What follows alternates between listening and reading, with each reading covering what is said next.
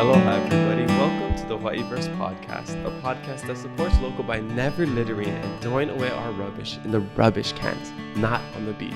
I'm your host, Kamaka Diaz, and please malama da'aina. Before we introduce our guest, I just want to remind you all about our new free Hawaiiverse app that just launched last week. It has hundreds of free coupons and products to local businesses, and it's the best way for you to support local. Check us out on Patreon as well if you want to support the podcast. All right, let's introduce our guest. Our guest today is an environmentalist from the island of Oahu. He is the founder of Sustainable Coastlines Hawai'i, director of Parlay for the Ocean, and the founder of Try Benny, a website that allows you to raise money by volunteering in your community. This husband and father of two is also the commissioner on the Clean Water and Natural Land Commission for the City and County of Honolulu. He is a surfer, lover of the land and ocean. He is constantly trying to save the world and is the protector of our beautiful Hawaii nei. No, he is not Hawaii's Captain Planet. He is Kahi Pacarro. Aloha, Kahi. Welcome to the podcast. How you doing? I'm good. Thanks, Kamaka. Yeah, it's good to see you again. Right on. I was writing your bio and I was like, you're basically Captain Planet. I dressed up as Captain Planet one year for Halloween for See, sure. I knew it. Yeah, I knew there was some sort of resemblance or similarity. Yeah. So, how's the ohana? How's your kid? He still got all his teeth? Well, no, he hasn't had a bunch of his teeth since he was like 1 year old. The kid was climbing as soon as he could walk, so he's missing 2 teeth. My daughter just lost her first tooth. Okay. We are teeth deficient at the moment. I remember meeting you for the first time, and your son was just running wild, and you said he just lost his 2 teeth, like jumping off something or doing some things that kids do. And he probably is not going to get them back till he's about 6 or 7 years old. So he's going to be my little bula'i. Nice, awesome. All right, well, we have a lot to get into, and I'm stoked that you're here. But before we get into everything, I gotta know where you from, where you grad, and what was it like growing up? So I grew up in Kailua, and before I moved to Kailua, I was living in Nu'uanu, and I was actually born in Portland, Oregon. My parents went up there for college and stuck around because they really couldn't afford living back home. So original story of what's happening here in Hawaii, but they were able to move back home. Lived in my grandparents where we lived for a few years, and then we had enough money to rented, and then my family started making enough money to buy a house, bought a place in Kailua where I was raised, and my name was Jason until then. And then in 4th grade, my first day of school, my Calabash cousin introduced me to all of his friends as Kahi, because his family always called me by my Hawaiian name. And came back home, I was like, I guess I'm Kahi now, and I've been Kahi ever since. Oh wow! So how did you get your name? Your Hawaiian name? My middle name's Kahi. And, okay. So I'm the first of the most recent generation of Pacarros in my side of the family. So they named me Kahi, and it got shortened to Kahi. And so after Kailua, I obviously went away for school, which I think is super important, get some perspective, and I came back home after 10 years and lived on Sierra Drive, and then recently, about 4 years ago, moved out to Honolulu Bay. Oh, awesome. Love that side. So where did you grad? I graduated from Punahou. Okay. Luckily, was let back in second semester of my senior year. I took a brief hiatus, not by choice. I was asked to take a quick break for a year. By the school? Yeah, more or less I got kicked out. Oh, they just let anybody in, huh? If you've got good enough grades and can have good speech skills, they'll let you in. Okay. I talked my way into it, and ended up talking my way out, and then talked my way back in again, just in time to graduate. Tried to tell my parents I saved a bunch of money, but they probably spent it on therapy for themselves. That's funny. Oh wow! So you had a kind of interesting childhood. Did you grow up surfing in the ocean? No, I did not grow up surfing. Really? My parents really wanted me to be a very successful businessman, so surfing was the stoner stereotype, the dropout stereotype, and they didn't want me to end up there, which is a stereotype that I've broken since, and many other professional surfers, not like professional like WQSCT, but like professional businessmen and women have dispelled at this point. But I was a athlete for sure. So I played everything. Like I 3-lettered in sports like every year. What sports? So it actually changed throughout the years too. So I've played for Puno. I played volleyball, basketball, baseball, kayaking, golf. What else? A lot of different sports. But mostly my main sport was basketball. That was my bread and butter, and I played that. What position? Center, obviously.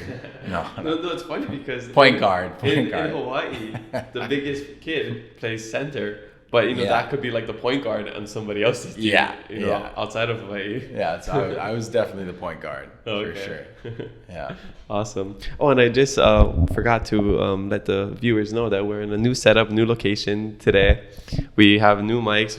So let us know in the comments if you're watching this on YouTube or whatever's how you like the setup. And I think it's pretty cool. I'm holding the mic. I feel like an MC at a party or something. So yeah, it's kind of cool. You can be my hype man. Yeah, that's basically what I do. I bring guests on and I just hype them up. Oh, we appreciate it too. Yeah, of course. All right, so I know your backstory. These people don't know your backstory. So your parents wanted you to be this like big businessman. I feel like you've lived a lot of lives and you're always kind of reinventing yourself, right?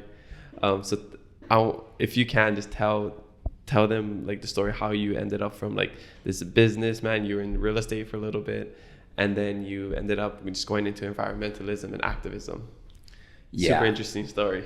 Yeah, so out of college, I just went and became a ski bum, a snowboard bum, and I did 2 years in the mountains, just really falling in love with just like being up in the mountains. And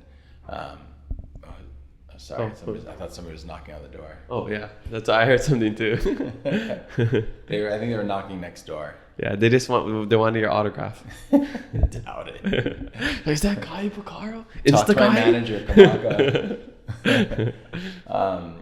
So I spent a bunch of time up in the mountains, and then came back after being like, I'm not gonna be able to survive a long-term life being a snowboard instructor.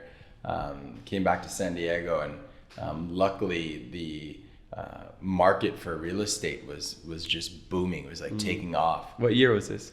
This would have been like 2002, 2003. Okay, before the market crash. Yeah, way before the market crashed. And I jumped in at close to the bottom and became a financial analyst for an up and coming real estate development firm. And I quickly watched the firm just explode and go up. And like within 4 or 5 years, I was in charge of building high-rise condominiums. So from being an analyst to being more or less a project manager on a $350 million project at 27, 28 years old. It was a trip. Like it was a wild roller coaster. And I thought that was going to be my career. I was going to change the skyline of San Diego and eventually the skyline of Hawaii to create residential housing, luxury residential housing. And that was going to be my legacy, changing the skyline. But like you mentioned, the real estate crash or the market crash. So that happened in 2009, 2010, 2008, around there. And we, as a real estate development firm, couldn't get any more money. Like none of the banks were lending.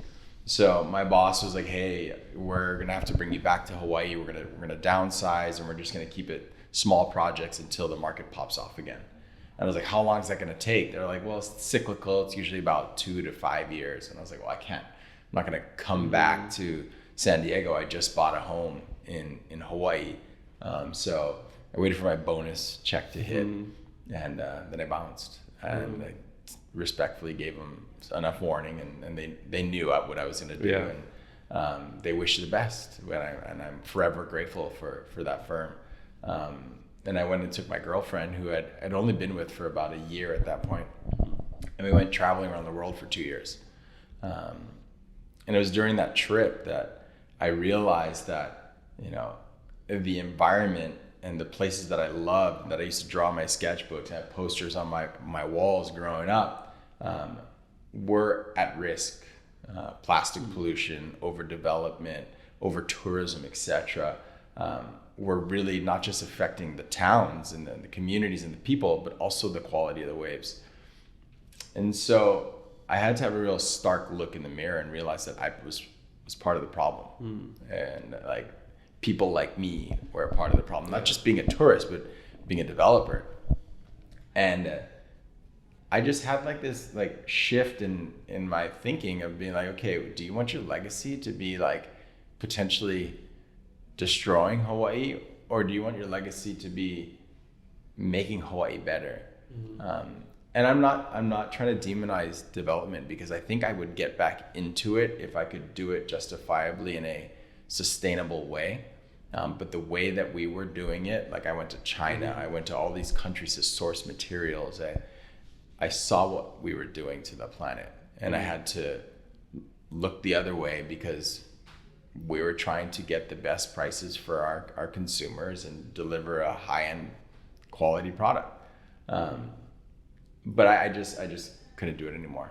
So when I came home, I was on Kailua Beach with some friends that were visiting me from New Zealand, from Aotearoa, and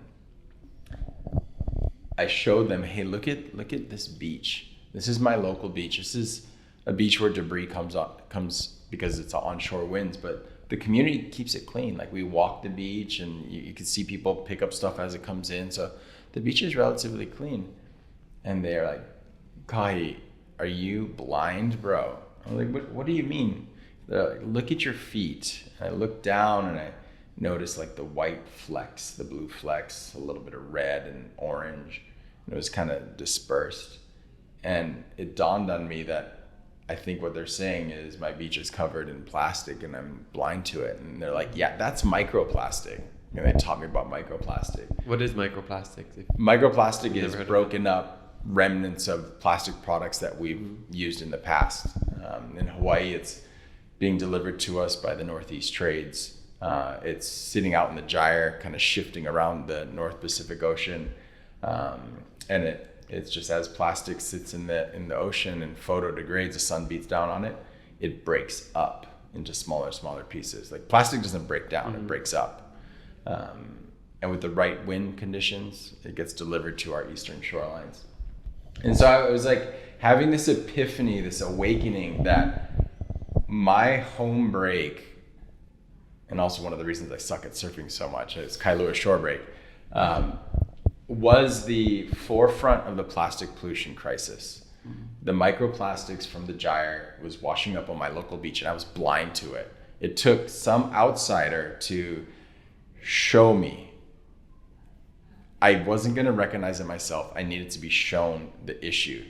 And I was like, okay, I'm well educated, I'm world traveled, and I was blind to it. I can only assume that the average human and citizen of Hawaii is blind to this issue. And I'm going to consider the idea of trying to wake people up. So I went back home to my house on Sierra Drive with my roommates and pitched the idea of starting a sustainable coastlines to host really fun cleanups that in a sense trick people to come because they're fun. And then we hit them over the head with the recognition that we're in a crisis of overconsumption of plastic so bad that it's washing up on our beaches and destroying our habitats. And that they all said yes. We all chipped in $50, hosted our first cleanup, and 150 people showed up. And the first question was, yo, when's the next one? So we put out a little jar and people put in a couple more bucks and we had enough money to host another one. And obviously it snowballed. At this point, we're about 12 years in and we've got an actual office, close to 10 employees and you know, are a force to be reckoned with when it comes to waking people up about the plastic pollution crisis. So that's the story of Up to Sustainable Coastlines Hawaii. And I was surprised to hear this. So Sustainable Coastlines, they had a branch in New Zealand, right? And that's where you got the inspiration from. Yeah, so those two guys that were with me on Kailua Beach, I'd met while we were traveling around the world. when Louise and I went traveling, we tried to volunteer with different nonprofit groups that we could. Like in Africa, we would volunteer with the orphanages of kids who had AIDS or their parents died of AIDS, and other groups like working on farms, and then in New Zealand we participated in a cleanup, and it was one of the funnest cleanups it was the funnest cleanup up to that point that I'd ever been to. They put us on a ferry, we cleaned for 4 hours, and they had a big keg party where everybody had to bring their own cup, and we got to sleep and camp out there, and in the morning when we woke up, the place was immaculate. It was clean. It was just cool to see that you could have fun and not destroy the planet. So I made good friends with the founders or the people that are organizing the event.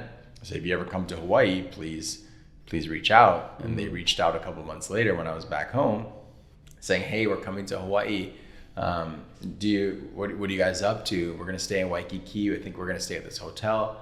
I told them, no, you're staying with me. And they stayed in my guest room, and they went to a conference every day for half the day. Well, they skipped 1 or 2 days because the North Shore. I was gonna say, is it to surf? Yeah, so we surfed our brains out, and I learned from them as much as we could. And those are the 2 individuals that were on the beach with me, and that was Sam Judd and Camden Howitt. Yeah. I know Judd, but he just goes, I don't know is he a firefighter? So the Judd family, it's a pretty well-known last name, and it spans the world. Okay. Right? So I think the Judd family here in Hawaii goes all the way back to the missionary times. But this is a Judd in New Zealand. Oh, okay. I think it's somebody else. Yeah. All right. So you came to this realization just by, maybe not even taking a step back, but just people telling you, because sometimes when you're so close to a situation or anything, it's hard for you to see, right? Especially living here, we're just like, oh, it's so beautiful all the time. And maybe we see the problems with tourism and just like littering on the beach. But to be able to see like those little micro problems, like with the microplastics, like that's something we just don't think about ever. Yeah. Yeah. It's the perspective standpoint, right? Like, you need to, for me, it was like even going away and gaining the perspective of the issues around the world and how it relates to Hawaii, going granular, like actually granular, was hard. I was blind to it. I saw the bigger problems, like overdevelopment, tourism, etc. But I was missing the microplastic aspect, and it really took somebody showing it to me. And I think that's something that is super important, and that's why we continue to do what we do. I feel like a lot of people could think like, well, it's so tiny, like when we see smaller problems, like even maybe native Hawaiian issues, it's like, oh, it's so tiny, it's like only a portion of our population. And that's like the microplastic, right? Where it's like, it's so tiny, but eventually when all those little things add up, it becomes a big problem, right? So how do you relate like everything that you're doing to like the local community and the problems that like we face here in Hawaii, even with housing? I think what the cleanups end up doing to people is, let's talk specifically about microplastic. It's a tiny problem, but the question then comes, where did it come from? Right? And you slowly go up the chain. We call it upstream. Well, it was something that was bigger, that broke up into smaller pieces. Well, what was it? Well, it was maybe a shampoo bottle, or maybe it was a part of a net that was fishing. And you start to think, well, what is the material? All right, it's plastic. Well, what is plastic? Well, plastic is actually made out of oil. Well, why are they making stuff out of oil? And then you start going up the food chain, you're like, okay, well, oil is one of the most dominant industries in the entire world. It dictates world policy. It controls our governments. And when you then take it back down to Hawaii specifically, it's very relevant to the whole colonistic situation of where Hawaii is now. It's this outside force, usually dominated by white males, that were on a quest to take resources at the expense of indigenous cultures. So For me is I feel like cleanups can help awaken people to larger issues just by starting small and providing the breadcrumbs to have you go up the ladder to understand, this is a much bigger issue of humanity not really understanding the idea of living in symbiosis with nature, but rather dominating nature. Which in Hawaii, we lived in symbiosis with nature, right? Like potentially, I like to consider like the Hawaiian culture as being one of the most, if not the most advanced culture ever to exist. They lived with a huge population completely in alignment with nature. They were able to feed all these people. They understood the ahupua'a, and the ahupua'a system itself is a perfect example of how we should be living globally. And even for me, I like to tell people that pollution is the result of failed design. When people design products, I can't help it but stare at like your product list of things that you're selling up here. I can almost guarantee that at least half of these products were not designed, and probably 99% of the products were not designed by starting at what happens to this product when it's done, right? A Hawaiian cultural context would start with, okay, what's gonna happen with this when I'm done with it? Versus where we're at right now is, how do I make something so cheap and how do I sell it for so much, right? Not understanding, okay, well, what are the costs associated with that product when I'm done with it? The ahupua'a system would say, okay, let's figure out what's going to happen with this thing at the end and then work our way up to the actual design. Does that make sense? Yeah. So kind of starting at, it's like... Start at the reef. It's like ocean. When you write the end of a book and then you work your way back to how do you get there? Yeah, that's interesting. And another perspective that not a lot of us think about. And I know there are some like cool local businesses that like repurpose things, or like they make it like very or what is it called, like upcycling, stuff like that. I read this book called what is it called? Cradle to Cradle. Have you heard of it? Bob McDonough. Yeah, and they even made the book out of like this very like recycled material, whatever. It's really cool, heavy book. The pages even felt cool. So I read that how everything is just made to be cradle to grave, right? Where you buy something, for example, our iPhones, like everything right here, you buy it and in a couple of years you get rid of it. It just goes to the dump. It goes to the wasteland, and it just it doesn't, like, these aren't biodegradable. Like what's gonna happen? They're just gonna sit in the landfills, right? And they also slow down, right? So that you're forced to buy another one. So you would have read in the book that it's called planned obsolescence. So they're planning for these products to become obsolete so that you buy new ones and keep perpetuating the cycle. So what he's trying to convince us to do is to think about cradle to cradle, right? So it's like, how do we not think cradle to the grave, but think, okay, what's going to happen at the end of the life of this product? How do we reincorporate it back into the nutrient cycle or easily recycle it so that it's not losing its viability through the recycling process? Yeah, because he even like made me realize that even recycling isn't always the best option. I hate to be the fucking bearer of bad news. Oh, I'd love for you to. Like, we need to hear it. No, recycling's a fucking joke. Yeah.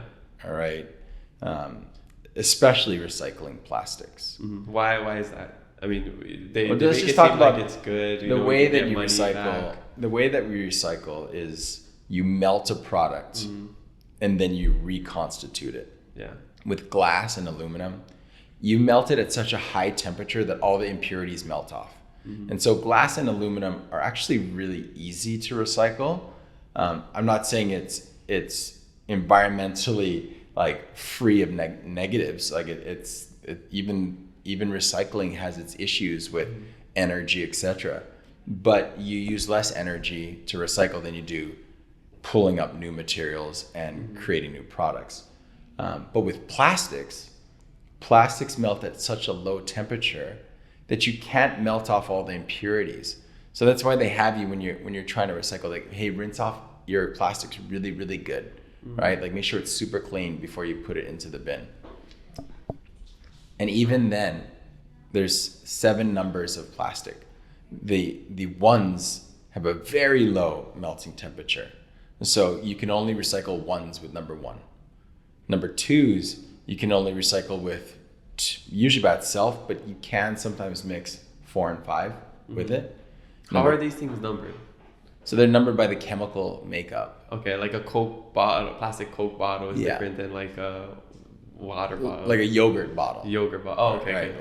Like the clear bottle, that's all PET. So it's number 1. Okay. That's the most recycled plastic on the planet. It's not necessarily the best plastic to use, but it's the most recycled. Interesting fact here in Hawaii and anywhere really for that matter, when you're doing a beach cleanup, you'll rarely find a PET bottle, a clear bottle. You want to guess why? Because people they take it with them and they use it for their long ride back to pee in it. Maybe for 1 or 2 out there. But the real reason is PET sinks. So when we're doing cleanups, the only time we'll ever find a PET bottle is if the cap is still on it, or if somebody that came to the beach left it there. Okay. So if you're at a beach and you find a bottle that has the cap off of it, that was left by somebody that visited that beach. Otherwise, it would sink to the bottom of the ocean. Yeah. So recycling is not the answer. And the whole idea of recycling is something that is perpetuated on us by the industry. So the plastics industry, the restaurants industry, the manufacturers industry, the big Pepsi and the Cokes, they promote recycling as if it is our savior. And they also promote that we as consumers are the problem, that we are the litter bugs, that we're the problem and not their product. So the whole idea of reduce, reuse, recycle, that whole moniker was actually created by the plastics industry. It doesn't have refuse. It shouldn't have, the first R should be refuse. It should be the 4 R's. So a lot of what we learn in school and continue to learn in school, especially in colleges, it's information that has been more or less created by lobbying groups, by companies, and the governments that are controlled by these companies. It's crazy because as I get older, I start to realize more and more of these things that were basically marketed to us just for people to make money. I mean, like breakfast is the most important meal of the day. Cereal's not good for you. Yeah. Cereal's is packed Terrible. with sugar. And even like I just recently saw something about the food pyramid. How it's like, you have all the carbs and wheats and grain. That was basically made by the lobbyists, so that they could sell more wheat from their wheat fields and farms and sell more processed food. It's crazy when you start to look into these things how corrupt they actually are and what they're lying to us basically. I mean, and even fundraising, right? Like that's one of the reasons I started Try Benny was I was getting solicited to buy all this candy and popcorn and jerky sticks and Krispy Kremes. I don't want to throw them under the bus. I was gonna say, Krispy Kreme's good, but I love Krispy Kremes, but only one. I don't need an entire box of them. So take one for yourself, share it with other people. That was for me. I was like, these kids are becoming they're peddling products for us. They're the ultimate like free labor salespeople for these companies to sell their products, and these poor kids, they're only getting maybe 50 cents max on the dollar. So every dollar that you give them, they get 50 cents, and the other 50 cents goes to the company to buy their product. So I was like, this is so like not transparent and perpetuating just further bad habits, obesity, unhealthy lifestyles. I got to do something about it. So that was one of the reasons I started Try Benny. Yeah, and let's go into it right now because I know you seem like you have an altruistic heart. You just a lot of things that you do. It's just the foundation seems it's altruism. right? Yeah, well, as a philosophy minor, altruism is might not even be a thing. Well, so like, is that more of a responsibility, like you think? Yeah, more like a kuleana. But like, can somebody actually do something 100% selfless?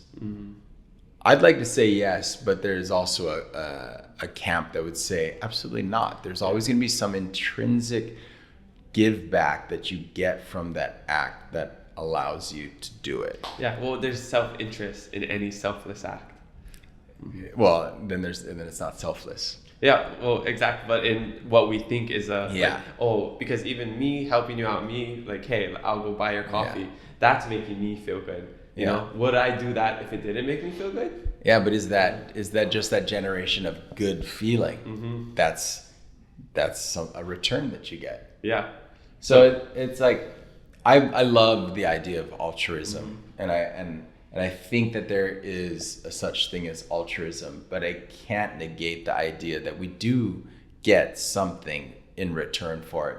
But that's not why we do it. We're not doing it for the return. We're doing it because it's our generational like requirement. Like it's our kuleana. Like that is why we're here. We're here because somebody else had an altruistic heart to bring you into existence. It didn't even have to be your parents. It could be your grandparents, your great grandparents, or even further, somewhere down the road or up the road, I should say. This altruistic behavior allowed all of us to be here.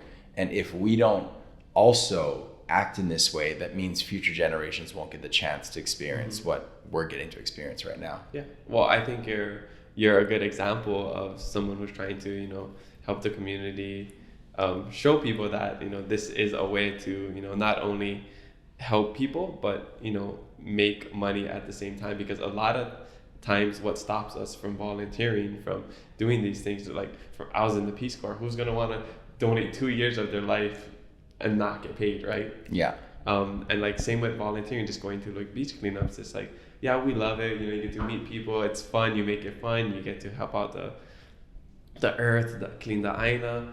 But, you know, to do that over and over again without any kind of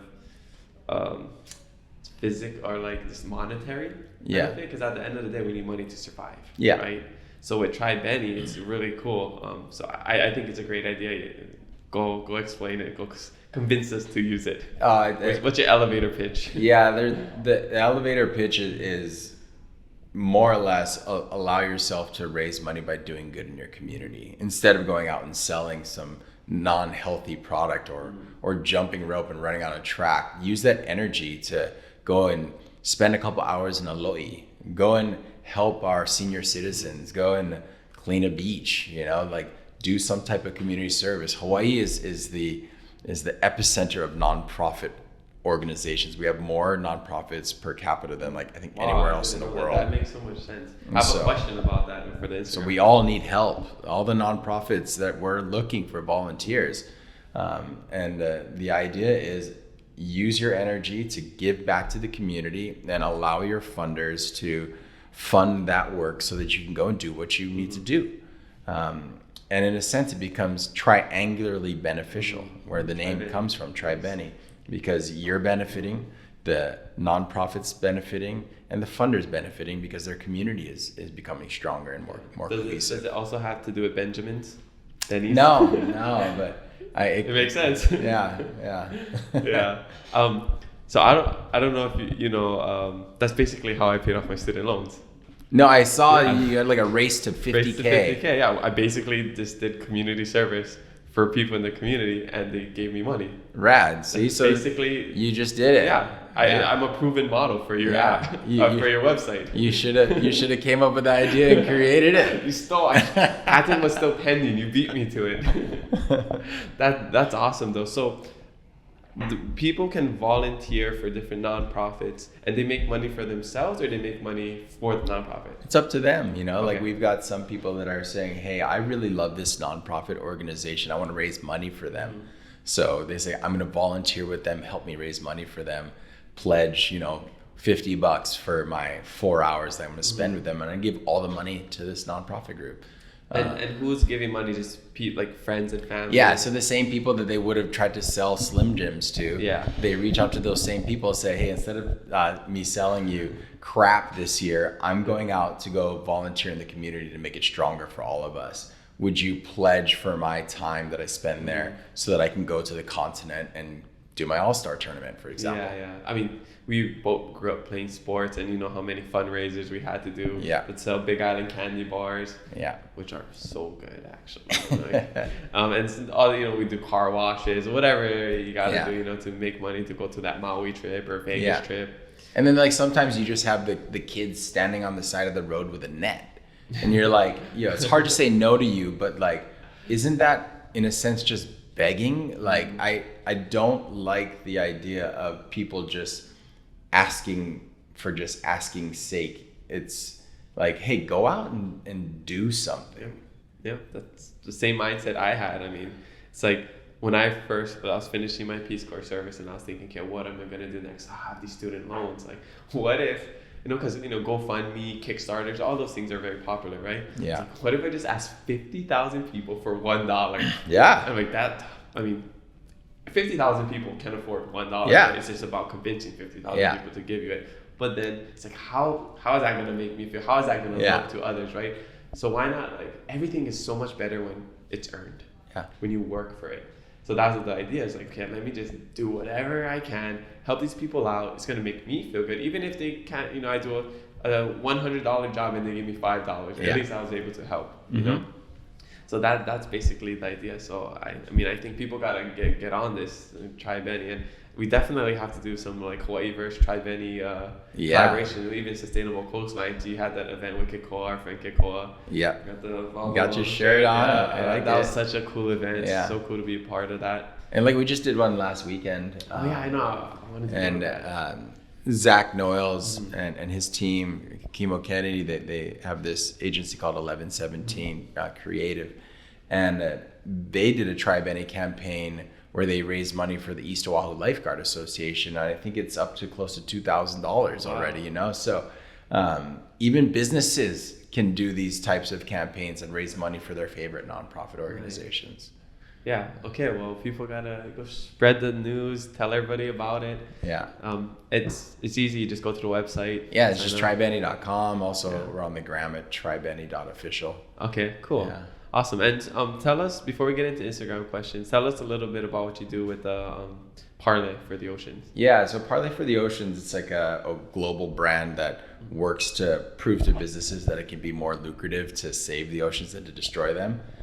The word parlay itself means to like speak. A lot of us know it from French. Pirates of the Caribbean, where they call a parlay between the two opposing sides, right, to try to talk through so they don't go to war. So that's the whole idea of a parlay. It's like, come together, try to talk through your differences so that we don't end up in a freaking war.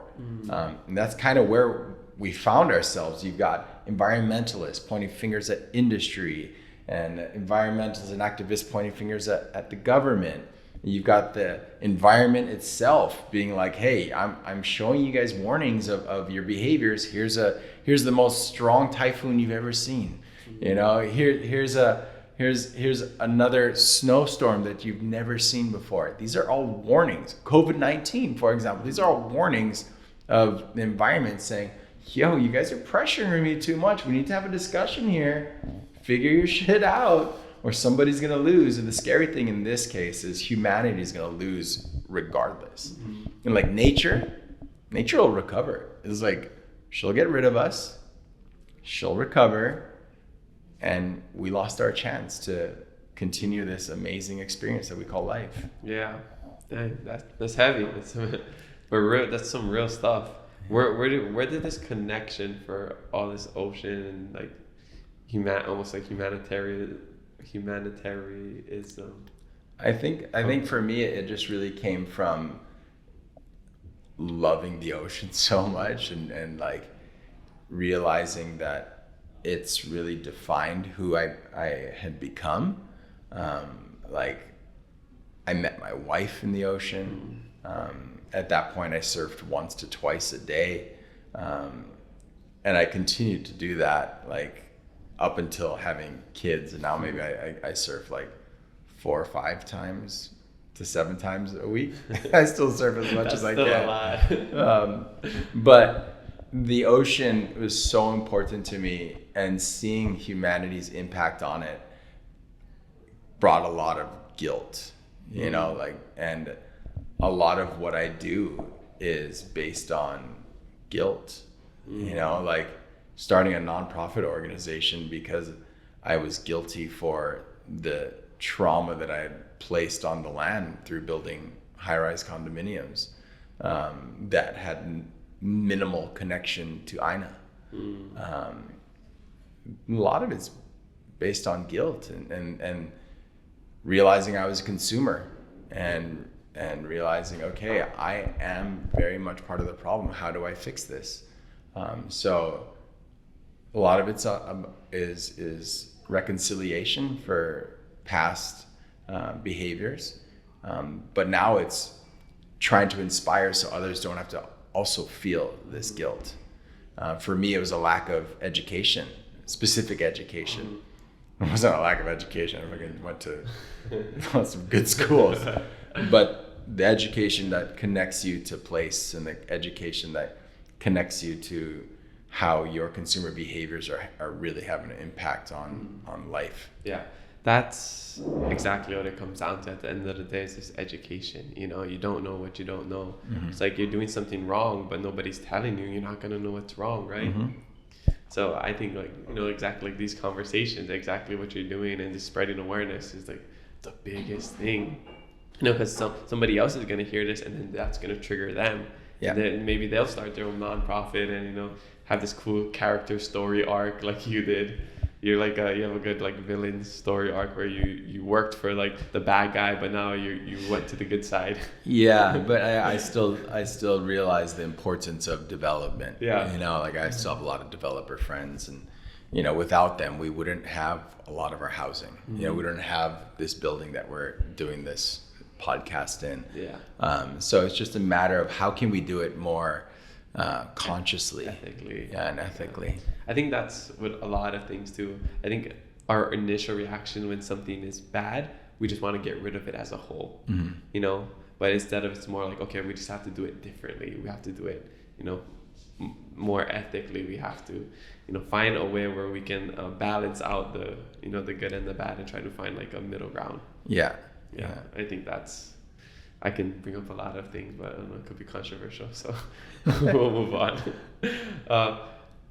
Okay, so you said we have a lot of nonprofits here. Yeah.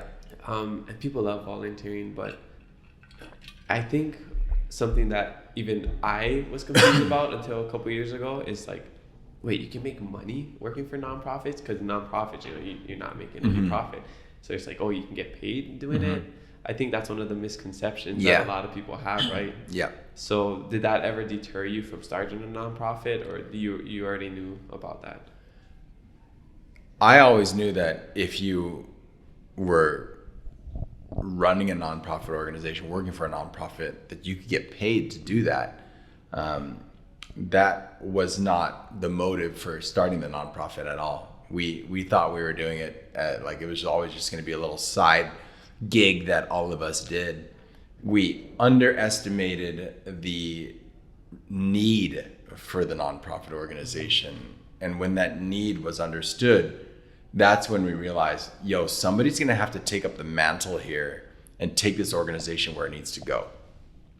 And that person should be compensated. At the time, I was the only one that didn't have a job, and I was also the one that had the most business experience. So the crew of 8 decided that, Kahi, let's have you take the helm here and take this organization to where it can go. So I worked for free for 3 years until we got our first donations, real donations and grants coming in. I remember our first donation from Kokua Hawaii Foundation, it's from the Johnson Ohana Charitable Foundation. So that's Jack Johnson and Kim Johnson. It was a $5,000 check. And when we got it in the mail, we were so ecstatic, like jumping up and down.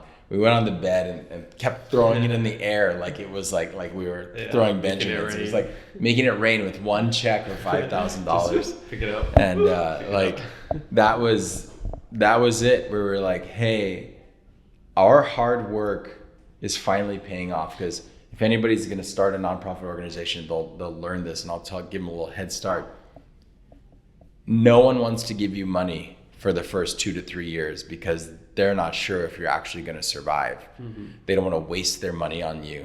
And that's what I loved about the Johnson Ohana Charitable Foundation, the forward thinking of Kim and Jack Johnson, is they're willing to take the risk and make some of these smaller donations on grassroots organizations to give them the legs to then grow.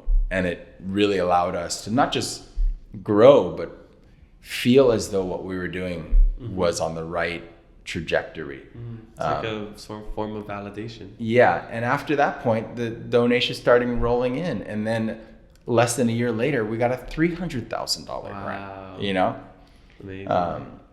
And that's why I want to just bring up this mana'o, just this like knowledge that really helped me kind of understand nonprofits even further. And it was from Dwayne DeSoto. I was talking to him. I was like, yo, Dwayne, like, I'm struggling. Like, I'm making like $10,000 a year that's my salary. Welcome to the startup life. $10,000 a year. Like, I can't even pay my bills. It pisses me off when I look at these groups like the Red Cross or the Salvation Army. Their CEOs are making $250,000, $300,000 a year. And he's like, I'm gonna stop you right there, Kahi. And I was like, what? Like, isn't that wrong? These guys are making so much money. And he's like, dude, you need to reframe your thinking about nonprofit organizations. We, as executive directors, are just as qualified as a CEO of a big company. We're running major organizations here, and our compensation should match that of market rate. And it rarely ever does. And when you look at the companies like the Salvation Army or Red Cross, for that matter, where the CEO is making, $300,000, sometimes $1 million, depending on the size of these nonprofit organizations, they're not making what their market rate counterpart would be making. These people that volunteer to be the CEOs of these companies, sometimes they do it for 5-10 years, maybe just a couple of years. They're being vilified for making $300,000 or $500,000, and we're here saying that's not fair. How are you like? We're giving all this money, you're making that, like, that's BS. But we're then looking at the billionaire or the millionaires that are making millions and millions of dollars, cash upon cash, and then they'll make a donation of, say, $1 million to a nonprofit, and we hold them up as this savior, right? And they're getting a big tax write-off to deduct from their income so they can pay less taxes. Yeah. And so altruism. Yeah. And so Dwayne was like, this is a sacrifice that these people are making temporarily as their give back. Why shouldn't they be compensated? And it really made me understand, hey, like, I understand why these CEOs are now paid what they are. I actually think that they should be paid more. And I should be paid more. And so it was at that point that I was always trying to work with the board of directors to be like, hey, I brought in all this money. Like, I think I should be compensated more, and here's why. Is that an awkward conversation? Very awkward. Yeah, it was very, very awkward. Yeah. And it continued to be awkward to the day I finally decided it was time for me to step away from Sustainable Coastlines Hawai'i. And a lot of it, the driving factor was like, how do I survive and raise 2 young keiki with a mortgage to pay? So that is a really good thing for people to understand is not denigrating the salaries of nonprofit directors if these nonprofits are actually doing really good work in the community. Yeah, that's a really good point. I'm happy you brought that up. But it's like a nonprofit, it doesn't mean that they can't make money. It's that they can't distribute their profits to shareholders. They can't distribute their money to the different people that have given money.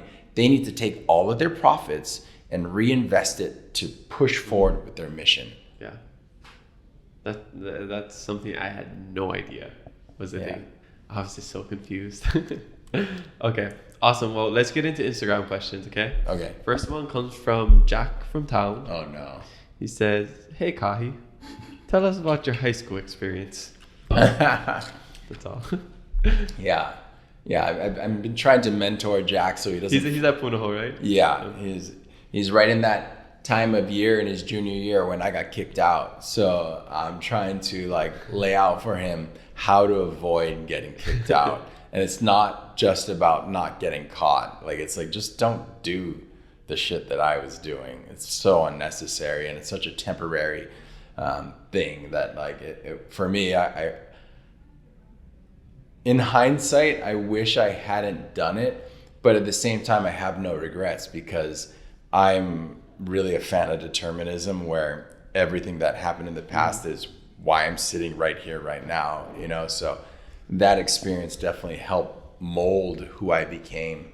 And like, again, a lot of that generational guilt and the guilt that I had for getting kicked out of Punahou then was a driving factor to really prove to my family that I wasn't a fuck up, you know? So everything has its purpose. And my high school experience was amazing. I actually loved my stint at Roosevelt High School. Like, I met some great people. I fell in love. I had protection. I had some really good friends there that helped keep me protected and introduced me to the right people. I had a girl. I hope she's still out there somewhere. Her nickname was Strawberry. She was this big, super strong girl, and she had a crush on me. And she'd beat up guys or girls, or like, she was the scariest girl in school, but she was also a lovely, like, protector, and she have on your side. So she had her on my side, and I'll forever be grateful. And she was an amazing person. She probably didn't need to be so violent, but I hope she's good now. And I shout out to you, Strawberry. Shout out to Strawberry, and that's where she got her name. People Strawberries. But shout out to her, because she definitely had an indelible mark on my past there. And then all my other friends there, like Aka Tamashiro, who's one of the heads at East Oahu Lifeguard Association, who we just raised like over $2,000 for with the Tri Bene campaign from 11-17. He was a big part of my life there. So my high school career was wild. And in the end, I was grateful enough to be let back in at Punahou, and graduated, and then headed off to school on the continent. Awesome. Okay, so Jack, listen to Uncle. And for all the other kids, it's like, just because something bad happens in your high school career, it doesn't necessarily mean you're going to be a fuck up forever.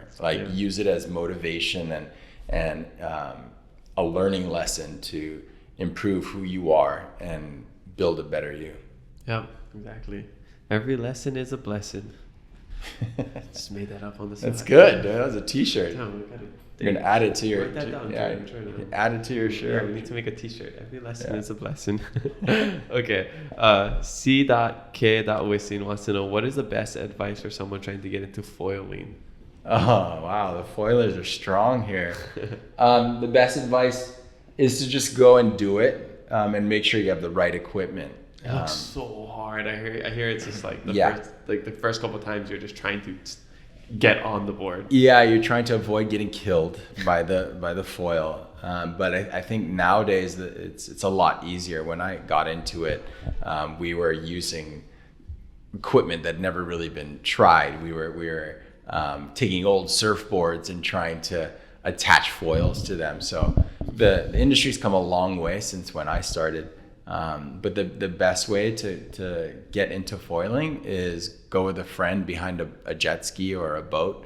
And if you can't do that, then borrow a friend's and just be ready to take cracks. I think that's one of the best things about foiling is if you put in the time, you will get it in every single discipline. And I'm in right now, I would say, at the forefront of where foiling is now, and I'm catching cracks. But I know, like, if I just keep at it, I will have that breakthrough and be at the top of the sport. Yeah, that's the cool thing about surfing. I'm sure, like, even for foiling, it's even like more extreme, is like how progressive it is, and like how you feel the progress, you see the progress. I mean you can't.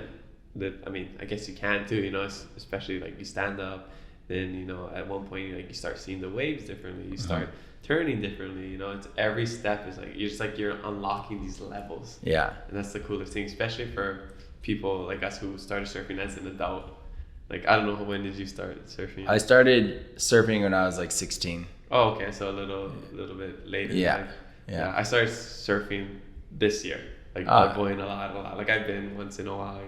Try to do it, but it's not until early this year when I was like, I'm gonna like actually go surfing like a couple times a week, because if you don't go, you just can never progress. Yeah, you have to put in the time. Yeah, and you have to be ready to catch cracks. Yeah. It's gonna hurt. Yeah, you're gonna get some fun in your foot. You're gonna have cuts. You're gonna have blisters. You're gonna have rash. Nipple rash. And the chest. I mean, the bumps. The ribs. The rib bumps. Yeah. You know, you haven't surfed in a while when the ribs start to hurt. Yeah. Okay. Awesome. Honomu808 wants to know, what are your thoughts on outsiders coming to Hawaii and starting nonprofits? I'm not a huge fan. I really think that a lot of times it's just more colonialism. I'm not a huge fan of outsiders coming in to start nonprofits, because they're, first off, like, that's very colonistic thinking, that you can just bring your outside thoughts and desires to help us. Like, that's what they've always said. They come on their boats. We're here to save you. It's a savior mentality. Yeah, the white saviorism. I'm not a fan of it. I wouldn't say that we should denigrate them all, because they've all got good intentions, but the road to hell is paved with good intentions. But it's like, if you're gonna start a nonprofit organization and you're from outside, you gotta consult with the local community first. Or have local people on your team. I know some nonprofits that are local here, quote unquote, that don't even have local people involved in their board. And I'm not free from guilt on this. Like, when we started Sustainable Coastlines Hawaii, and even to this day, it's really hard to find the Native Hawaiian talent that we want to have on a board of directors or on staff. You know, luckily we do, but it wasn't easy. And even as I try to hire for people with Parlay, you can't discriminate based on race or anything for that matter. But we try to look for individuals with a cultural context here in Hawaii, Native Hawaiian koko if possible, to integrate into what we do to help guide our path forward. Why do you think it's hard to get that, to hire the people? Do you think it's local kids, they just don't care about nonprofits? Or I wouldn't say that they don't care. I think a lot of times it's just, you know, what we're looking for are individuals that have a college degree and a perspective on Hawaii that drives them to want to potentially sacrifice on pay to help us put forth a mission. I wish we could pay, and you know, in all honesty, we do pay market rate, but I wish we could pay a salary that entices them, because the money is really good. The money that we're able to compensate is standard, but I wish we had more so that we could really curate the top talent. I think that the Native Hawaiians that go out and get it here in Hawaii, a really solid foundation from an educational standpoint and an industry standpoint of actually working with businesses, they're going to get drawn to higher salary paid jobs at the banks, at the, at the insurance companies or the investment companies, etc. So I think the cream of the crop goes there. And the ones that go to nonprofits, they usually start their own nonprofits, or they become the executive directors of those nonprofits. Yeah, I can see that. Oh, interesting. Yeah. But we want more. Like I think an emphasis on getting youth to recognize what a nonprofit organization is at a very young age is helping to drive people in that direction. Yeah. And knowing that you can make money, you can get paid for working for a nonprofit. Yeah. Yeah. Okay, cool. Megs the Martian wants to know, how much impact does a beach actually have? Oh, sorry, a beach cleanup actually have on the environment? You kind of mentioned it earlier. Yeah, like I'm going to be totally honest. Like I don't think that beach cleanups by themselves do much, but if you tailor that beach cleanup with education, they're extremely impactful. We'll go clean a beach on the east side, spot like spick and span. Like it's super clean when we leave. We come back 2 weeks later, completely trashed again. So what impact did we really have? Like when you look physically, we're not having that much of an impact. But at that cleanup, when there were 500 people at it, each getting that message that what they were looking at and what they picked up were as a result of what they use in everyday life, or as a result, especially in Hawaii, of what we eat on a daily basis, they then make the connection that if I stop using that product, or if I stop demanding that type of food, on a collective scale, we can start reducing the amount that ever gets into the ocean in the first place. So there's different types of solutions. There's reactive and proactive. Reactive ones are like cleanups, recycling. That's all the way down here. Proactive would be legislation, or even the best would be just really good design, like people that are making products and the things that we eat, utilizing tools that don't pollute our environment. All of the focus is usually down here in the reactive side because it's easy. It perpetuates the status quo, and it doesn't take money away from these industries that are making all this crap that end up polluting our oceans. So we need to make that recognition happen. And for us, it's the beach cleanup. And so I would say, for those that say beach cleanups don't do shit, I would say exact opposite. They're the tool. They're like the gateway drug that then has you recognize where all this is coming from. Yeah. It's the catalyst. It's a drop in the ocean that, creates the ripples. Yeah. I like that. I mean, the awareness factor of it alone is just so important. Yeah, but you have to tailor cleanups with education. Otherwise, they are just a cleanup. Yeah, that's a good point. Right? It's like we would never have to clean up if we didn't make a mess in the first place. Yeah, exactly. I'm all about mitigation, about prevention. Yeah, that's why it's like I don't. No, you're not. If I don't eat mitigation. Mitigation is dealing with the problem once it's already happened. Oh, okay. Right? We want to be proactive so we don't need to mitigate. Like everybody's talking about these mitigation strategies for climate change. Well, that's because why don't we, like, we're going to be spending billions of dollars in mitigation and shoreline retreat and elevating homes, etc. Well, what if about fucking 20 years ago, 30 years ago, we started to really believe the scientists in saying that we're heating up this planet at an unsustainable rate? Avoid mitigation, prevention. Yeah. Got it. All right. Okay, last pollution is the result of failed design. Like that's the root of everything that we need to understand. It's like, think about our actions and what are the externalities of that action. Yeah. It's life. It's a human problem. Just like we do something, we're like, dang, I shouldn't have done that. Yeah. And then you have to try to clean up your mess. Yeah. It's basically how life works. All right. Last question comes from Musubi_Mama. Awesome handle, by the way. How do you balance being a dad with all of your endeavors? First off, marry yourself the best version of yourself, or just a great mate. Like I lucked out and have a wife that is better than I'll ever be. And she's just an amazing mother. So she helps with raising the kids.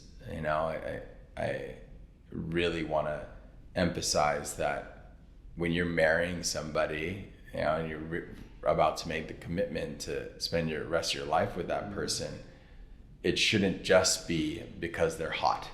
You know, it shouldn't just be because they have money. It should be who's somebody that's going to help you be your best person, who's going to help you raise kids, who's going to be there when shit hits the fan, who's going to be there when you fuck up and still supports you, but has you recognize that you fucked up. Yeah. You know, there's a lot of couples sometimes that are ride or die, right? To the extent where like somebody did something really bad and you're still standing behind them and not admitting that was pretty fucked up, what had just happened. So my wife is quick to call out my transgressions and work with me to become a better person. Yeah. Everyone needs somebody in their life that keeps them in check, whether that's your partner or friend. Yeah. So my wife is the reason why I'm able to balance the crazy work that I have to do and have 2 kids. And then secondarily, I would say foiling. Like surfing, with it being such a big part of my life, would take 2 hours, if not more. 2 hours in the water, right? And then half an hour on both sides every day, sometimes twice a day. And so that takes a toll on family. And for me, it was 2 hours in the water and then maybe a total of 3 minutes of actually standing up on the board, right? So every wave, I'll catch maybe like 30 waves, and each wave is only a couple seconds long. It's this, surfing is so much just sitting in the water and waiting and patience, and people don't realize that. But with foiling, I can go out and foil for maybe 45 minutes. I could foil for 15 minutes for that matter, and be up on foil riding for 80% of the time. You know, so it's just it's allowed me to get more done in shorter period of time. That's really been my wife and transforming from a short boarder only to somebody that also foils as well. She foils with you? No. No, I'd like to get her to. She's a great surfer. Okay.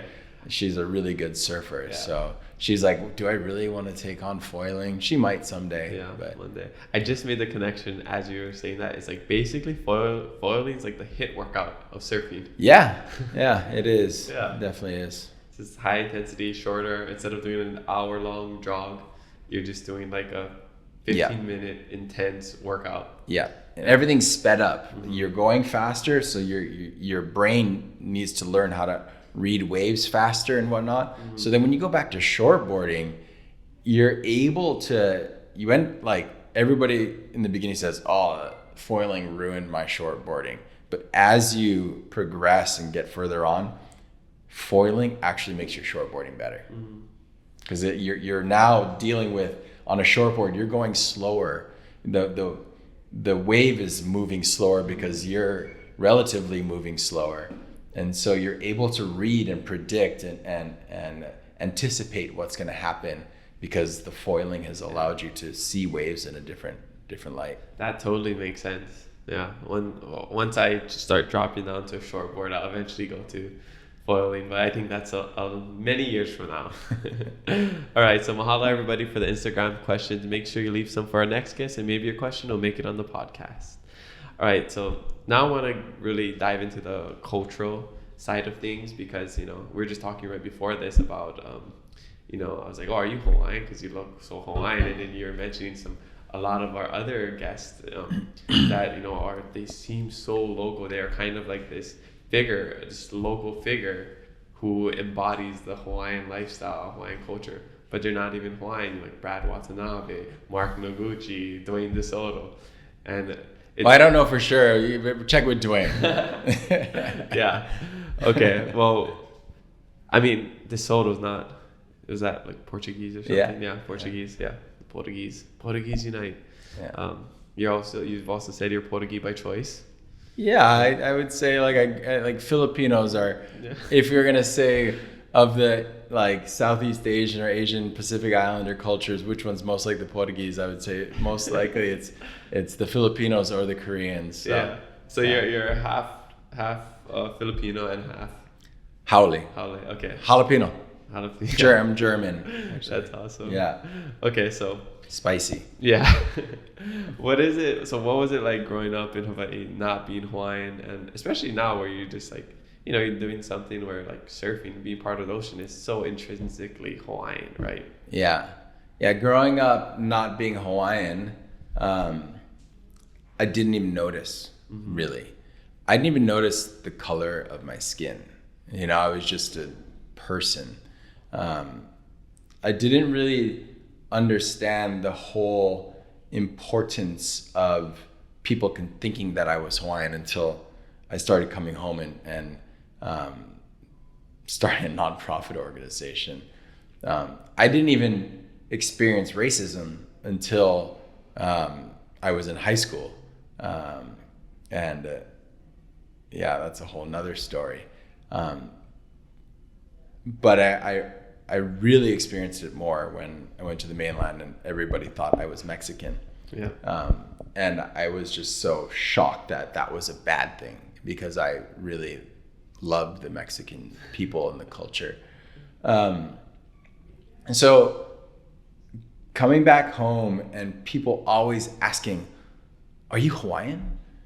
And me having to, like, it's such a weird validating question, as if like my blood is so important to your understanding of who I am. And I get it. I totally get it. But for me, it was like, okay, what really matters to me was the culture aspect of what I was doing and my intentions and really of understanding that we live and we breathe this place, and the actions that we take are what define us, not what's in my blood. And then at the same time, it was like, if I wasn't Hawaiian, does that make the fact that I'm Filipino and German any less important? Like, at a sense, you're saying your blood is more important than my blood. Like, we're all freaking human, And then, okay, let's look at the path of Hawaiians getting into Hawaii. They came from the South Pacific, the Tahitians, and they came from east, right? So from Southeast Asia, even some came from Australia, or they went that way. Like, this whole migration pattern, when you start following it, went through the Philippines, went through Taiwan, went through China, went through Japan. Like, we all came from the same place, and the division aspect for me based on blood was just kind of it was a struggle for me. And it's still challenging today. It's like, hey, everybody thinks I'm Hawaiian. A lot of these people who look just like me, we're not Hawaiian by blood, but we exude the idea of the Aloha spirit. We exude the foundations of what it means to be Hawaiian, of caring for others and understanding that what happens up here is going to have effects down here. So let's think of what we do. It's just like, think before you talk. When you talk, what you're gonna say is gonna have impact. So make sure what you're saying is right, or at least from your heart. So yeah, I'm not Hawaiian. I would love to be Hawaiian. But you want to Hawaiian. But dude, yeah. Yeah, people always say, "So Hawaiian." I'm like, Filipino, German, but yeah, so Hawaiian. Like, I can speak Pidgin. Like, I would put it, like, I'm trilingual. Like, I'll put Pidgin down. Like, if I need to, I can throw it on. Yeah. But I think we should get away from the need to understand, like, does Hawaiian have to be that your blood? Like, we're gonna get to a point if society's still around in a couple hundred years, where we are so diverse that a Hawaiian will be somebody that's 1/64th Hawaiian, right?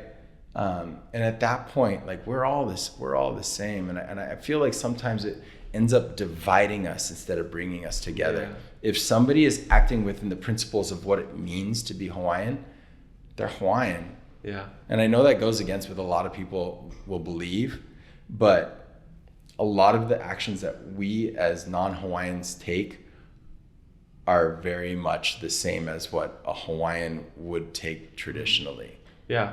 I think that all really good points. I mean, if I'm just looking at myself, because so I'm Hawaiian, I speak Hawaiian, but the blood honestly doesn't make me who I am. It's my childhood, how I was raised. Yeah. If I same Portuguese, Hawaiians, Korean, Japanese, grew up in California, then I wouldn't feel Hawaiian, even though I had the blood. Yeah. So what does the blood even matter? I heard blood quantum is this like a thing that they made up back in the day. So basically for the paper, it only matters on paper. That's all it does. I mean, I think it's important though, because there are issues. Like the Hawaiians really got screwed, and they're continuing to get screwed.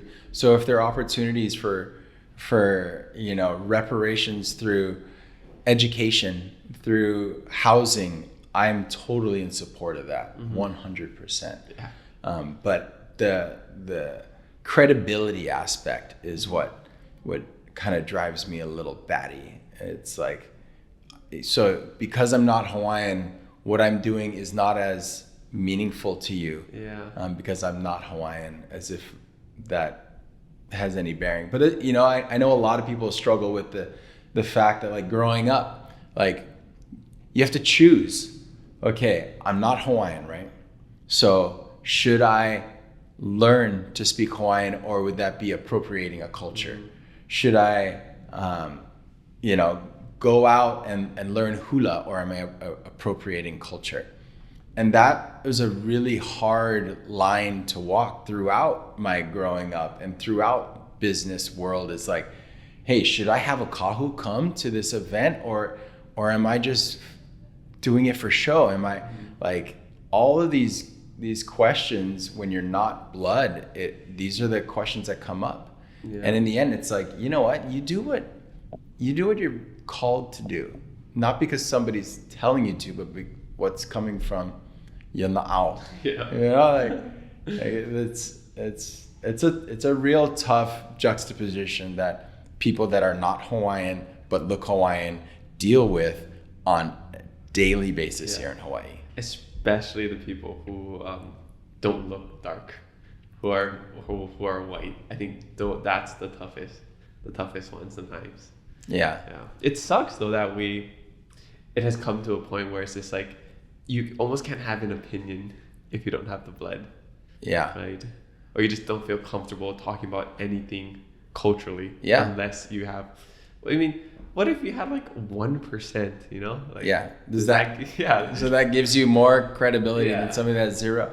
And like the community needs to realize, like a lot of these people that you look up to for upholding Hawaiian culture and being leaders in the Hawaiian community are not Hawaiian. And that should be not something that is negative, but something that's positive, that shows that the Hawaiian culture transcends the blood. It's something that can be injected into somebody to live up to a standard that has them live within the principles of a Hawaiian culture. Yeah, it's a mindset. At the end of the day, it's a mindset. It's a lifestyle. Yeah. Okay. Talking about this, what do you feel like people, if they're not local or Hawaiian, still have a responsibility, a kuleana, to protect the environment? Yeah, 100%. Like, yeah. And it goes beyond. What if you just grow up Hawaii. in like New York and you never see a beach in your life? Then it's up to us as locals to educate. We're having the drama out at Makua right now, and like this happens like periodically.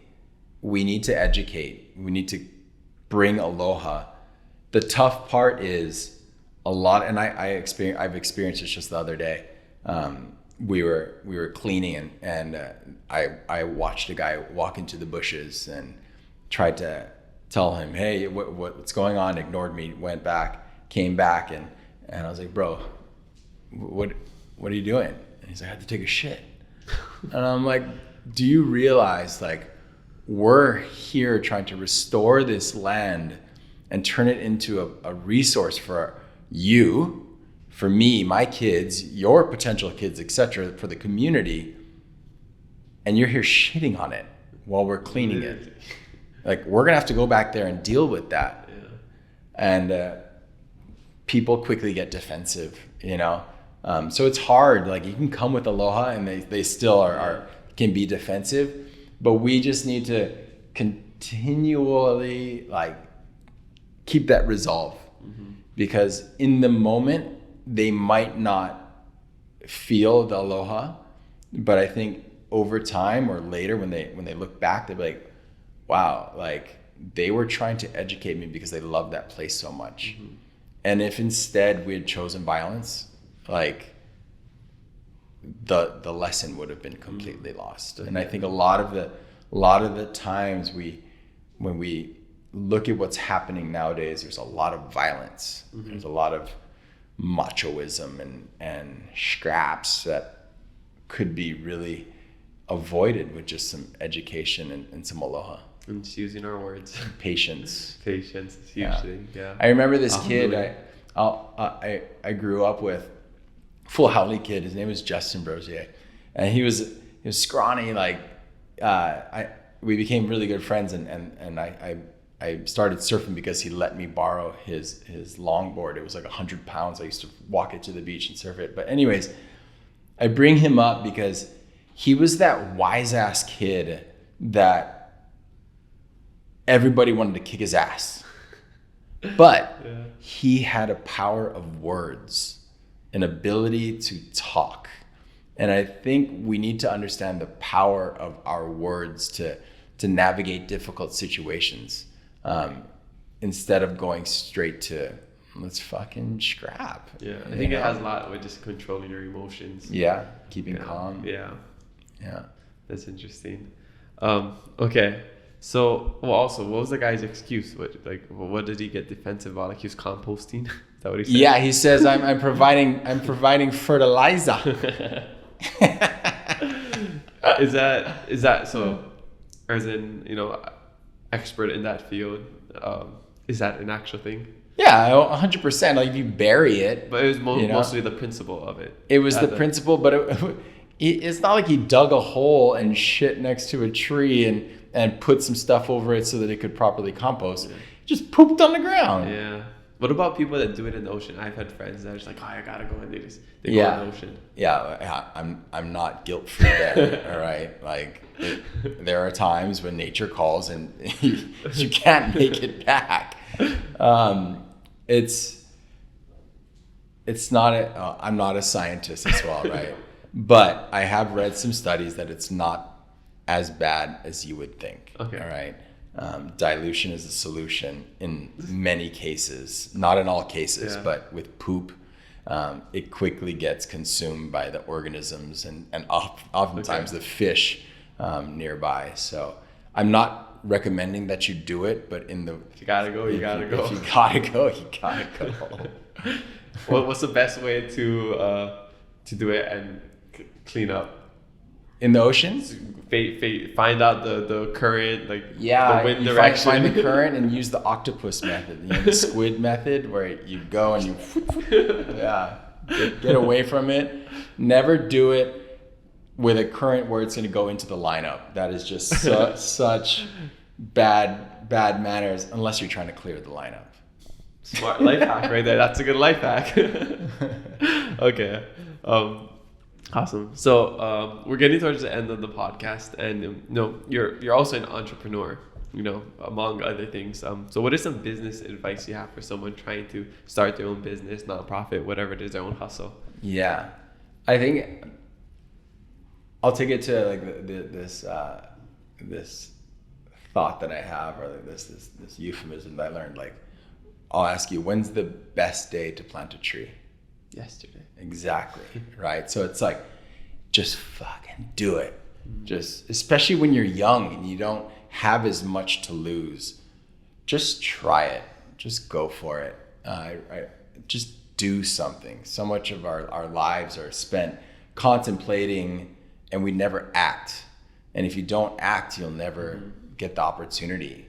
And if you fail, it's only a failure if you don't actually take the lessons from it and start again. Like, if you want to start a business, go for it. I would also suggest asking for advice from those that have done it before. And realize that you can do a lot of this for a lot less than you think. Yeah. Even the podcast, this is our first time setting up our own little setup. We just have a microphone, a little board thingy there. Yeah. It's nice. We're not actually using it. We're just plugged into Jordan's thing right here. Yeah. And we got a table, a wall, a camera. Yeah. It's so much easier than I thought. Yeah. It's a good lesson. And also, I feel like surfing can just like relate to so much of life, because everything you said, I was like, wow, that's just a good advice for anyone trying to surf. You just go, if you're just gonna wait in the lineup and let everybody go, you're never gonna get better. You got it, like, just gotta charge them. So you've probably started to have to experience the chess game of a lineup at surfing, right? It's like you see a wave, the guy who sees it first and starts paddling for it and takes the initiative, oftentimes is the one that's gonna get it.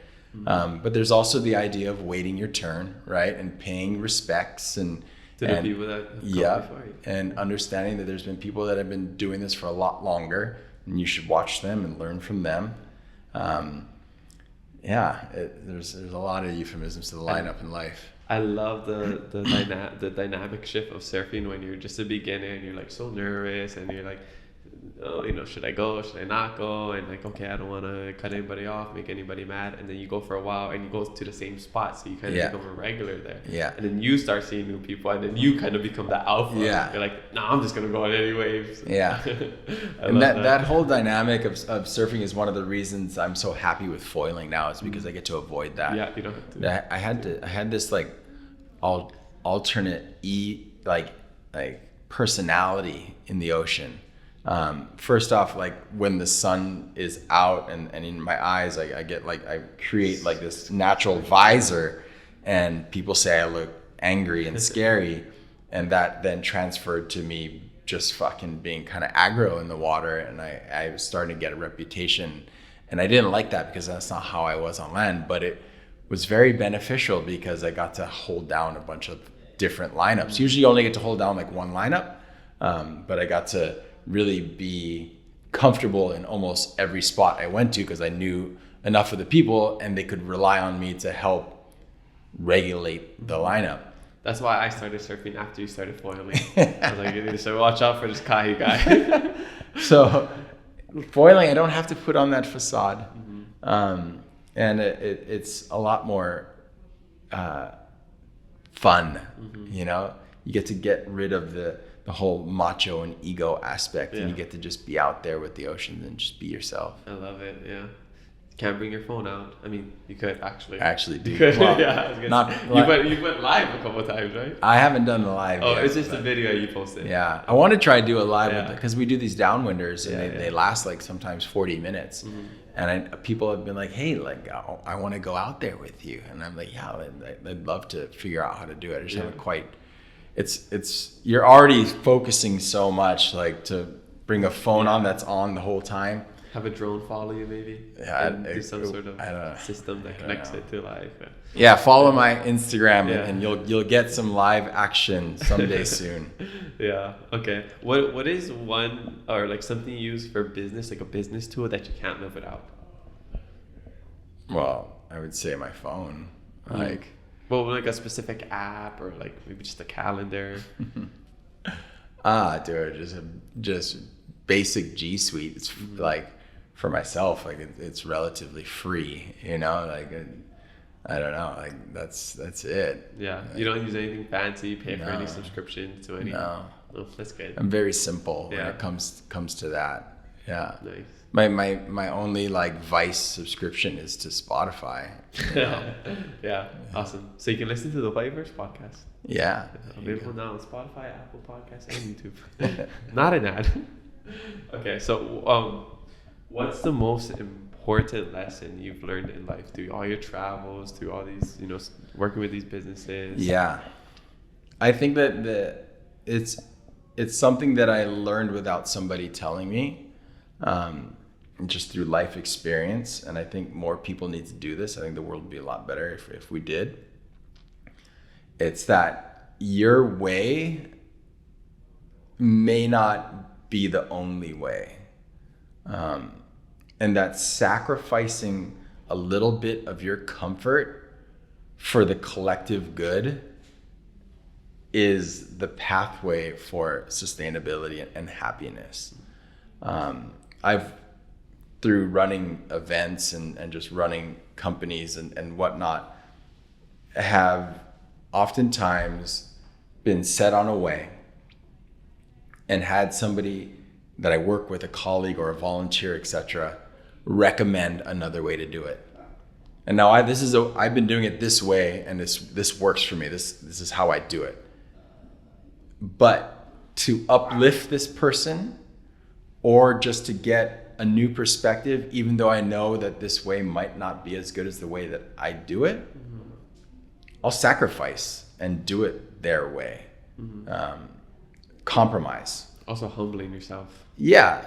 And what you're going to get out of it is you're going to learn a different way to do it that may make your way even better. And you're validating that person and making them feel valued. And I think giving people this feeling of respect and value and appreciation is super important in leadership. I've worked for and experienced very like my way or the highway type bosses, and I prefer not to lead that way. So I think, in short, sacrificing your comfort will allow the collective to grow, of which you are a part of. And it'll end up making your cohesive community better and your life better in the end. Yeah, I agree. But also watch out, you're not sacrificing too much of yourself to make other people happy. 100%. Yeah, because then you start going down a dark path. And then that also goes with marriage too, right? There's it's happy wife, happy life. But take that to like everything you do. Yeah. But be willing to stand by your principles. But when you can, be willing to give somebody else a chance and learn from it. And be a mentor. Awesome. Love that. Okay. So this is the time at the podcast where we ask you for a life hack. What is your life hack? Man, I think my life hack, I don't know if you would call it a life hack, but bringing the bidet into my life. Yeah, like people have been talking about it. I feel like I meet more and more people that want a bidet. I mean, somebody was just talking about it, because I can't say who, because they said we should get this person a bidet for Christmas. I just used one for the first time in my life a couple of months ago at one of the resorts in Waikoloa for a friend's wedding. I never used one before. It's weird. Yeah, it's weird. It's weird at first, and then it's just like this like, wow, this is amazing. When I was a developer for this condominium, just like it's right maybe a couple 100 yards away from here. One of the most important buyers, he swore by the bidet, and he brought us like probably 100 different buyers. He says every single one of these units need to have a bidet in it, or I'm not going to sell these units for you. And we're like, that's so weird. Okay. And like, if he was in our sales office and he had to go, he would go and he'd be pissed because there wasn't a bidet, and then he would go home and shower. Like, it was like, I was like, wow, this guy takes it real seriously. But when we went traveling around the world, they're everywhere, and especially in places like Japan. Definitely didn't have one at my site in Madagascar. Now there's a hole in the ground. And it just was like, wow, this is awesome. So like, I think my life hack is like, you know, a bidet makes life a lot cleaner and less wasteful, and it's just nice. A bidet a day keeps the stress away. Yeah, something like that. We'll work. Keeps the itchy butt away. The itchy butt syndrome is a real thing. Yeah. Stay away from that. Okay. So what are your future goals after this? I mean, you're always doing something next. Yeah, my future goals right now, I got that project that we're working on out at Vavamalu at Sandy Beach. Yes, go check it out. We found this area that was overrun by haulikoa and guinea grass and human poop. And we realized that this could be one of the most beautiful parks in the state of Hawaii. It's overlooking gas chambers, and we started cleaning it up. And then we started removing haulikoa, and the old local guys that are like 60, 70 years old are coming out. Hey, I grew up hanging out over here. Like my parents used to pull up the VW bus. We used to lay out a blanket, and we used to just hang out, picnic, barbecue all day long, surf in and out. This was the spot. I'm so glad you guys are doing this. This is amazing. And that was kind of like further motivation to be like, I can envision other families doing the same nowadays, because my whole life was spent with this being a dump. So I really like the idea of restoring places for us, for the community, and also restoring places for nature. And that's been really key for my work with the Clean Water and Natural Lands Commission. It's like we're spending taxpayer money from real property taxes to preserve properties in perpetuity forever, so that no one can ever build upon it, and that the public can always access it. Awesome. So I'm really like focusing on like, how do we create safe spaces for us to use, and not just us, but our wildlife can use, so that they never get developed. Because these are, when you do these types of projects, they sustain themselves, and they sustain for a long period of time. Whereas a cleanup, you do it, it's dirty a couple of weeks later. So I really like the idea of this restoration. It's been really a passion project. And then more importantly, it's building up Tribeni. Like, you think about it, like, it's been around for 3 months now. We've had close to, at this point, an additional 150 hours of community service done that would have been done otherwise. You know, this is more work getting done in the community. And granted, it's so that they can raise money, but what a great way to raise money. They would have been selling crap otherwise, and they wouldn't have volunteered with these nonprofit groups. So I'm really interested in building up Tribeni here locally, and then expanding it nationally, and then eventually globally. Love it. Good luck. I can't wait to see the growth. I think it's a great idea. I mean, I don't see why it wouldn't grow. Yeah, and it's growing. Yeah. So that's the exciting part. Awesome. Yeah, I can't wait for us to work on an event together or something like that. It's gonna be awesome. Okay, well, I have the last 5 rapid fire questions. Okay. Oh, so quick answers. Yeah, quick answers. Okay. Quick answers, but if you want to elaborate on them, it's fine. But the answer has to be quick. The conversation does not have to be quick. Favorite beach? Oh, this is not a good start to the quick. Seriously. I don't have a favorite beach, man. Like, I would say my favorite water area is Mauna Lua Bay. What about outside of Hawaii? Outside of Hawaii, it would be a beach in Fernando de Noronha off the coast of Brazil. It was the most beautiful beach I've ever been to. And then it would be El Nido in Palawan in the Philippines. Wow. Okay. We've got to go look those up. Yeah. All right. Favorite post-surf snack? Post-foil snack, let me say. A cold Modelo. With a lime. Liquid snack. Okay. Favorite travel destination? Favorite travel destination is the getting on the plane, coming back home, and realizing that we live in paradise, and why did we go anywhere in the first place? But I would say, like, you don't realize how damn lucky we are to live in Hawaii until you get out of Hawaii. People can say, oh, Hawaii no Hawaii, I don't like, dude, really understand how lucky we are. Go, leave, get some perspective and come back so that you can instill that understanding based on what you experience outside to really understand how damn lucky we are here.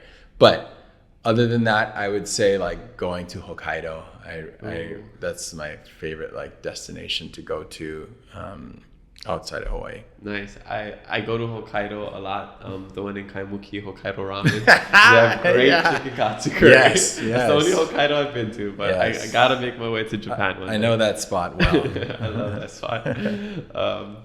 All right. Okay, favorite TV show. Wait, also, actually, I just want to comment on the Hawaii thing. Yes, like, that's so true. I mean, we live where people vacation. Like, people save up, this is for some perspective, people save up their entire lives or go on their honeymoon or just to get one trip to visit here for a week, maybe even a week or so. And we just grow up here. Live, you know, we complain about how expensive it is, how we have to deal with tourists, but I mean, it's home. It's pretty cool.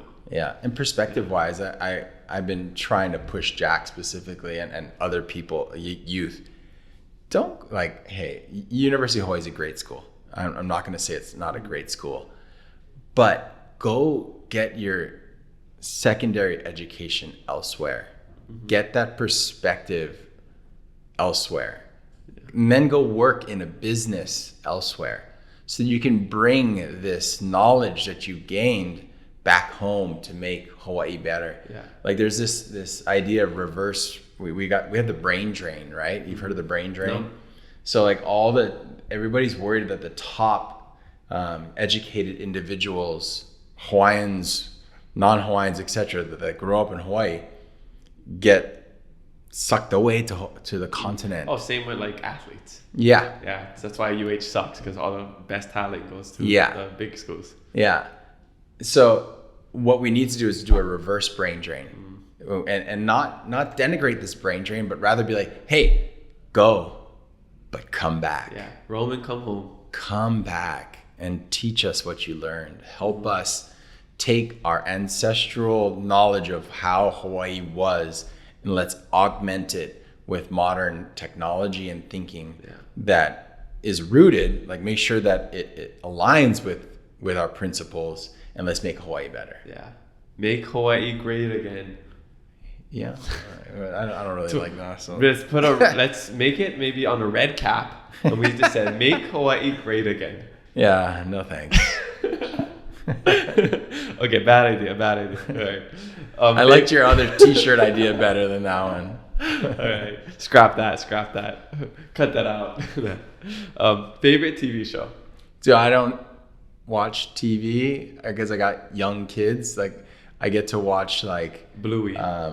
They watch a little bit of Bluey. You know, it was Blippy for a while. Like it's all these kids shows. Like right now I'm watching The Peripheral. So I think right now like that's my favorite. Did that just come out? Yeah, it's on Prime. Wait, Chloe Grace. I don't even know the Holly Girl blonde. Yeah.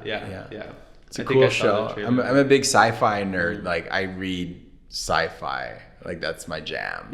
So more like Star Wars, Star Trek over like Game of Thrones, Lord of the Rings. Yeah, they're all. I consider all that sci-fi. Okay. Yeah, so it's like fantasy sci-fi. Yeah. Okay, awesome. Yeah. Did you watch Game of Thrones, House of Dragon? I stopped Game of Thrones right before the last season because I didn't want to ruin the experience. So I haven't watched the last of that. And then I had kids, so we don't have time. Like I get to sneak in a show like once a week.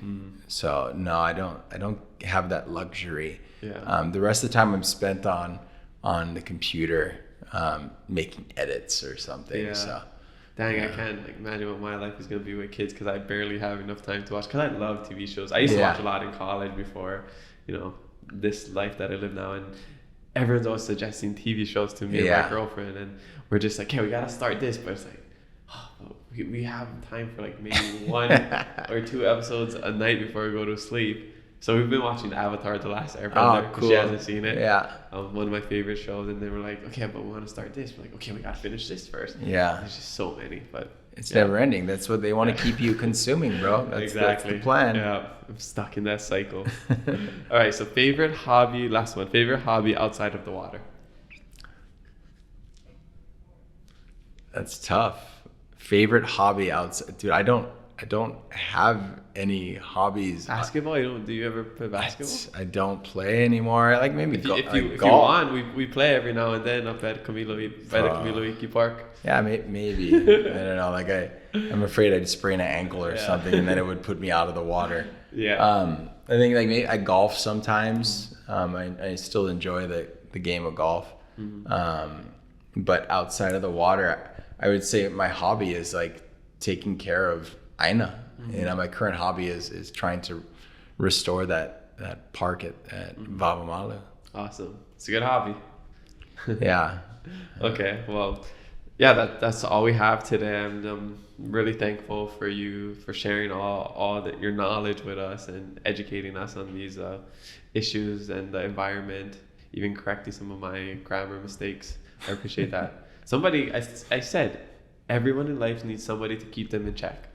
I like for me, it's just like I come off as rude, and I just want to apologize to. Oh no, I didn't get that. Well, some people are like, dude, you fucking. See, I don't notice that. I mean, that's very blatant. Yeah. Because I've read 4 Agreements, and I don't take anything personally. Nice. I don't know if you ever read that book. I have. Yeah. So like when people do stuff, I'm like people, even it's like my girlfriend would say something like in a certain way. She's like, "Oh, I'm sorry, I didn't mean it like that." I'm like, "Well, I didn't think anything. I didn't even think about it until you brought it up." Yeah. Now I'm thinking about it. But yeah, I just try to be super honest, and sometimes it comes off that. as rudeness. But I'm just trying to be honest and keep us all in the path of becoming the best of what we can be. Never change. I think when people have too many agreeable people in their lives, you're in your bubble. Yeah. So yeah, I love honesty. I love when people can just be raw on the podcast. Yeah. So mahalo. Where can we find you? What's your socials? You can find me pumping across Mauna Lua Bay on my foil board. You can find me on Instagram at instakahi. Social media also for tribeni.official. Parlay.tv is the company I work for, and it helps me survive living here. So I'm super grateful to have a position with them. Awesome. And then the nonprofit I founded, Sustainable Coastlines Hawai'i, probably everybody follows them already. Yeah. But if you don't, please do. Yeah, doing great things. Thank you.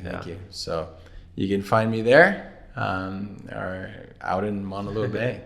Yeah, hopefully not in a lineup with a grumpy face with his. If you do, see me as the angry mini moke, you can come and say hi. Yeah, and then ask if he's Hawaiian. I'm actually a nice guy. Okay, you have anything else you want to share? Yeah, nothing other than like I'm just grateful that there's people like you that are helping give voices to the community, and hopefully we can inspire the youth or even our peers or elders to become better. Yeah. And I think like super important is that we're constantly evolving. Nobody's fucking perfect.